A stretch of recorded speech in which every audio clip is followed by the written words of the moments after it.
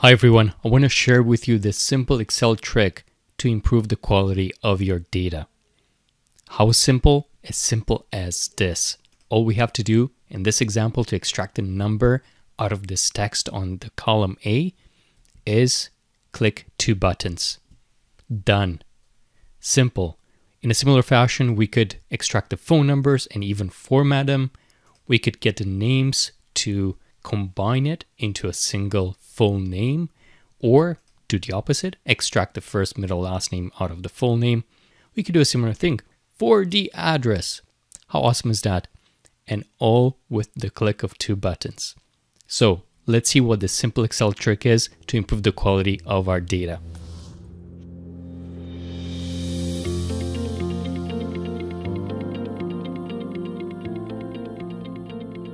Good data, everybody. I think that should be a greeting, such as good morning, good afternoon, good evening, goodbye. Good data, to me, sounds wonderful, because how can you not have a great day if you're starting with good data, right? If you don't know me by now, my name is George, and I post a lot of content on data management, data governance, improving data quality, data visualization, so forth and so on. So please subscribe if you haven't already. I do post a new video each week. And in this week, we're going to concentrate on a simple Excel trick that you can use to improve the quality of your data. Why Excel? Reality is that we do use Excel quite a bit as data professionals, as data stewards, as people working with data. Is it ideal? Not so much, right? I mean, ideally, we would use, data profiling tools, data quality tools, really specialized for that purpose, or even use SQL, MySQL, to query the backend database and improve it that way. The reality, though, is, again, we do use Excel quite often. So might as well learning this quick trick to make our life easier. Whatever the reason is, whatever the circumstances were, we got this data in Excel and we have to do something with it. And you know what? At times, it's a lot easier to do a bit of data cleansing within Excel than writing a complex SQL procedure. It's just a fact. And, we might not even have the skills to do so. So if you don't have lots of data, so you can manage that in Excel, again, let's see what this trick is. So as I showed you so far, let's see how we could extract the number here from this text on the left. And all you have to do to fill out the remaining cells is click. Don't hold your breath, or hold your breath. Control E. This invokes what's called the flash fill. You could also find it out here. So let me just remove this and show it to you here. You can find it on the data tab under the data tools here, and just clicking flash fill does the same.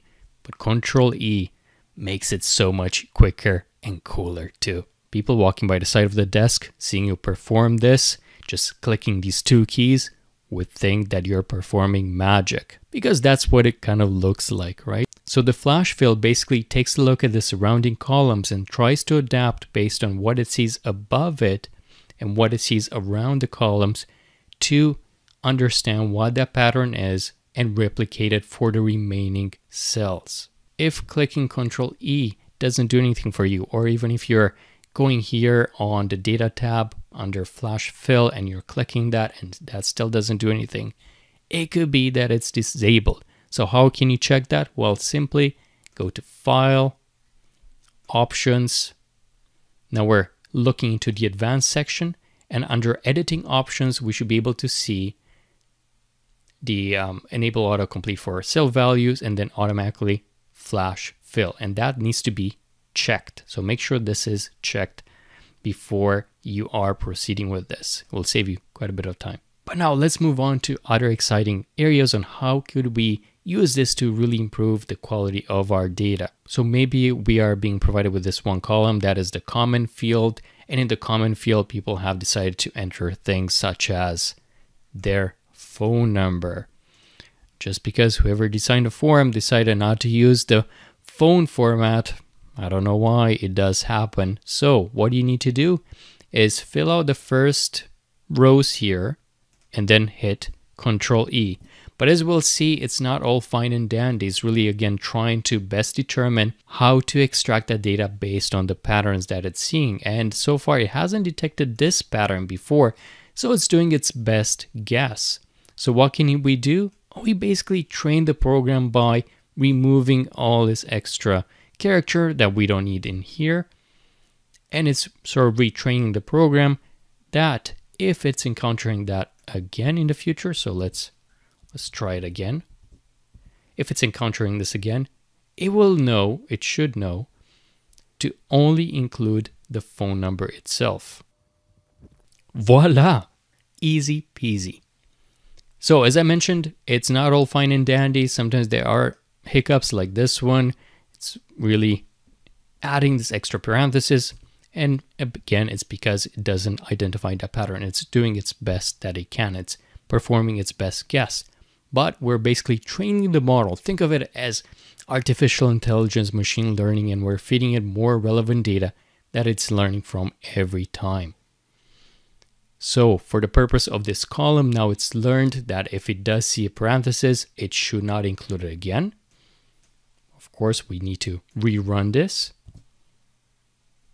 And see, it has not included in here. It has included other stuff, but again, it's part of that training process. It's perfect? No, but it can save you quite a bit of time, especially if you can compile the list of maybe the types of comments that you might have in here, the types of patterns that you want to repeat in the first few rows, and you're filling those in manually. It's a lot easier for the Control E, the flash fill, to adapt itself and follow that pattern properly for any future item. So let's see how that works with names. Let's see, we have a need to create the full name, and it could be, as simple as using functions as well, but that's actually a little bit more complex, and it doesn't account, well, what happens if you have a middle name or if you don't have a middle name. You obviously need to enter that as part of the function's logic. It's doable, but it's so much quicker to just click Control E. Oh, and it's saying we looked at the data, we couldn't determine any patterns, and that's because we haven't filled out the first row or two. So as we're doing that, A. Wilson, there we go. We're going to start filling out the remaining ones now. Abby, Gray. But here's the other thing. Gray is capitalized, and we want consistency. It's part of our data quality standard, right? It's part of our data quality metric. So we want Gray just to be a proper name. Same with Abir. Abir starts with a lower capital, and we want an upper capital. Abir Faye, that's a middle name. The first one we are encountering that. Mohammed. And now we're going to flash fill the rest. Let's see how that works. Pretty well, pretty well. So now it's even accounting and taking the middle name in here, which we could see, but it's not taking this composed name. It's not taking the GL Lao. So what we have to do, unfortunately, is train the model again. Easy. We do need to remove this though, so we could run it again. So it's as simple as typing this in. Gia Lao Bartel. By the way, all these are fake names, but if you're seeing your name in there by accident, I'm sorry, it's really by accident. I've taken a name generator or just really compiled this list, so maybe some of the names don't make sense, and maybe some of them really sound like your name. So that's it. We've just entered that one extra example in here, and we are generating it again. And now we should take into account composite names, but let's just double check. We're gonna just scroll down, eyeball it, look at Lou, Anna Lou. There we go. It worked. Simple as that. Wouldn't that save you so much time? Doesn't that save you so much time already? You can see how useful it is. As a best practice, as I mentioned before, is to put the most common patterns in the first few rows. You're typing those in, and then you don't have any other issue. Let's do that really quick. A. Wilson. So as we can see, if we generate it based on that pattern, it's not going to take into account the middle name. So we can just click on the flash fill options here and just go undo flash fill. Simple as that. And we're going to feed it more data. Great. We'll try again. And now we'll miss the initial and the compose name allow. So more data again. Oh, sorry, a beer. And let's do this one as well, because we know it's a different pattern that it's not following at the moment.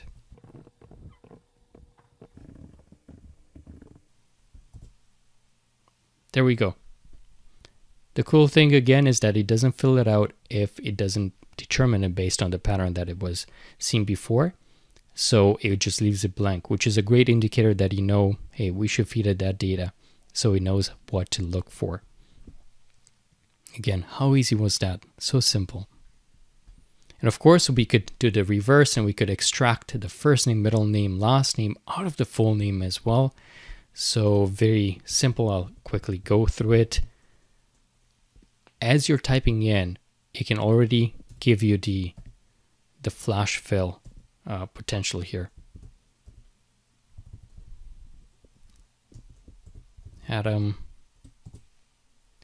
And there we go. It knows it. Middle name. These ones don't have any. We're just going to go through the first one that we're encountering with the middle name. This one has it. This one doesn't. This one does. And let's see, based on everything that we've entered so far, quite a few blanks because we're missing middle names there. And you know what? If this happens to you, again, give it more data. And remember, it is looking at its surrounding columns for patterns and ideas. So let's fill out the last name because we know for the most part that's only one.